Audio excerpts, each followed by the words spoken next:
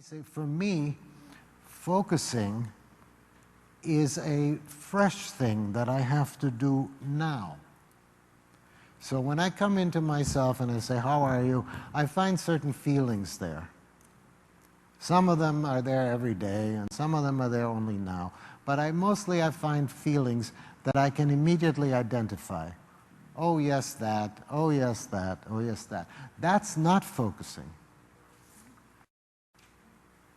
For me, focusing is when I spend time going directly to that, whatever it is there. If I say to myself, yes, yes, but are you happy, or are you comfortable? Or can we be joyful? Or beyond the feelings. I have to say hello to all the feelings. I have to do that. I say hello to them all.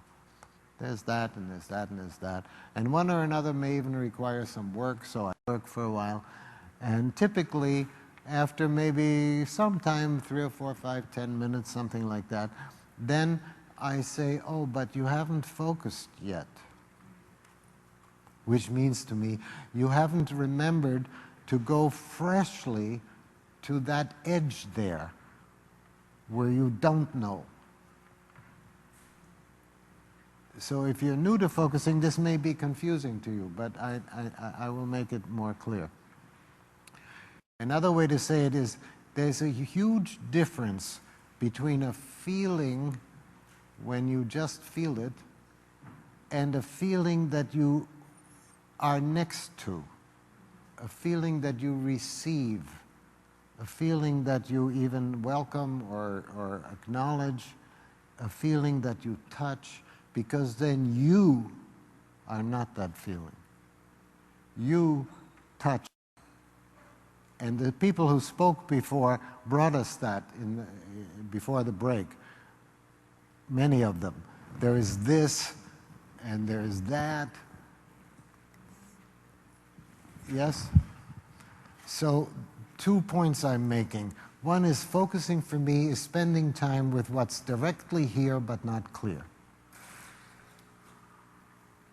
I may have to welcome the feelings that are clear to me first. I may have to say, yeah, I'm still upset about what happened last night. Oh, yes, that's right, and now I'm discouraged, and I can't start to work until I get my discouraged over to the side. Oh, yes, yes, yes, oh, yes. And there may be some new ones there. Yeah, I see, okay, what's that? But then at some point, I have to go to what I'm going to call, this is a technical term, what I'm going to call the murky edge. Now, murky, if you don't know English very well, is a funny word. Murky means unclear, foggy. Murk is the kind of weather when there's so much fog and rain and what that you can't tell where you are very well. That kind of a place. I have to go to how are you, where the answer is some kind of body sense that's not completely happy. You following me? Now, if I find that completely happy, I'm just grateful. That's fine, then I'm finished. Because that happens once a year, and so might as well enjoy it. But usually if I say, are you comfortable? Are you happy? Are you ready to go?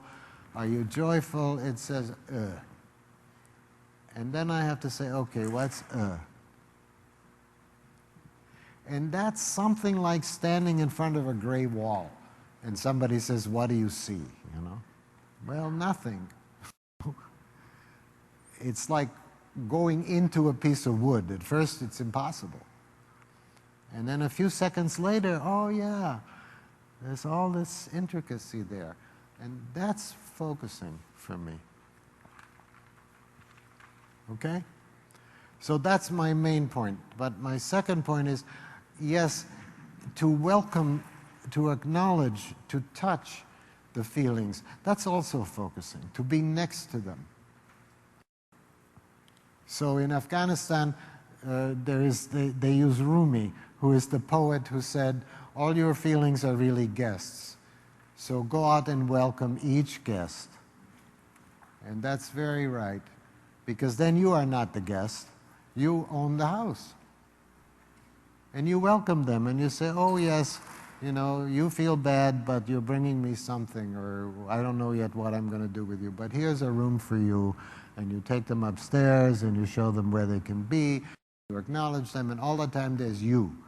You welcome them. You acknowledge them. You touch them. You are next to them. Yes?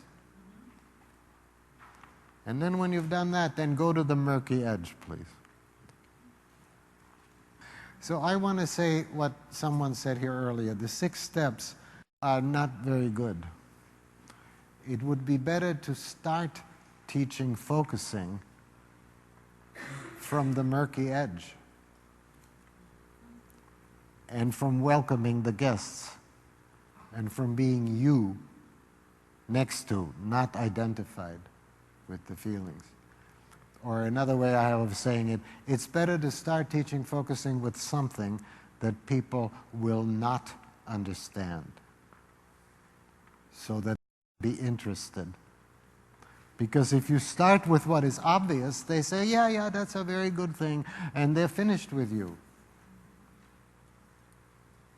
So I find a lot of people, when I go to, I don't anymore, but I used to go to these big conventions, people say, oh, Gene Gendlin, focusing, hello, hello. And then they will go somewhere else, because focusing, anybody who is not out of touch has that already.